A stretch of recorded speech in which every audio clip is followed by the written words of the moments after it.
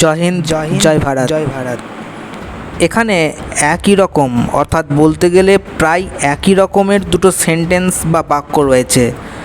বিশেষ করে এদের সাবজেক্টগুলো একই, কিন্তু লক্ষণীয় বিষয় হলো এদের যে সাবজেক্ট সেগুলো একই হওয়া সত্ত্বেও এদের ক্ষেত্রে ব্যবহৃত ভার্ব দুটো আলাদা।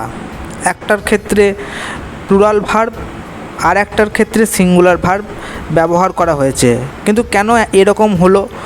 যেখানে সাবজেক্ট একই, তাহলে তো নিশ্চয়ই ভার্বও একই হওয়া উচিত ছিল, কিন্তু সেটা হয়নি।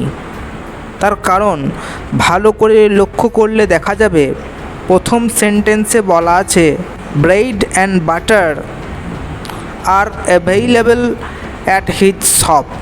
অর্থাৎ ব্রেড অ্যান্ড বাটার বা ব্রেড আর বাটার দুটো আলাদা আলাদা জিনিসের কথা এখানে বলা হয়েছে। দুটো সেপারেট আইটেম, একটা ব্রেড আর অন্যটা বাটার, যাদের আলাদা আলাদাভাবে কিনতে হয়।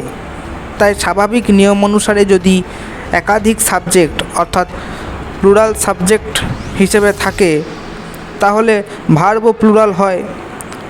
তাই সেই নিয়ম অনুযায়ী এখানেও প্লুরাল সাবজেক্টের দরুন প্লুরাল ভার্ব আর হয়েছে।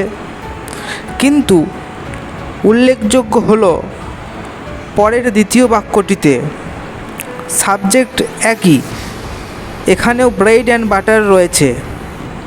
অর্থাৎ এখানে বাক্যটি রয়েছে bread and butter is his daily breakfast. Subject একই হলেও এখানে সিঙ্গুলার ভার্ব ইজ বসেছে, কারণ এখানে ব্রেড অ্যান্ড বাটারকে দুটো আলাদা আলাদা জিনিস হিসাবে নয়, বরং একটাই ফুড আইটেম বোঝাচ্ছে।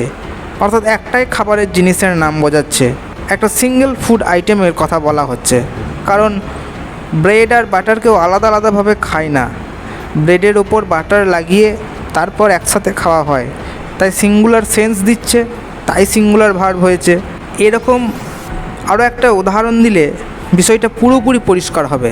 যেমন বলা যেতে পারে rice and curry is my favourite dish.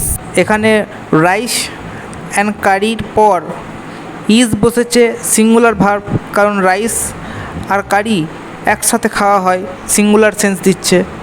আবার একইভাবে বলা যেতে পারে rice and curry are prepared by me. এখানে রাইস অ্যান্ড কারি আলাদা আলাদাভাবে দুটো ফুড আইটেমকে আলাদাভাবে প্রিপেয়ার করতে হয় বা তৈরি করতে হয়, তাই এখানে প্লুরাল সেন্স দিচ্ছে, তাই প্লুরাল ভার্ব আর হয়েছে। বিষয়টা নিশ্চয়ই এবার ক্লিয়ার হয়েছে। দেখা হচ্ছে নেক্সট ক্লাসে। জয় হিন্দ, জয় ভারত।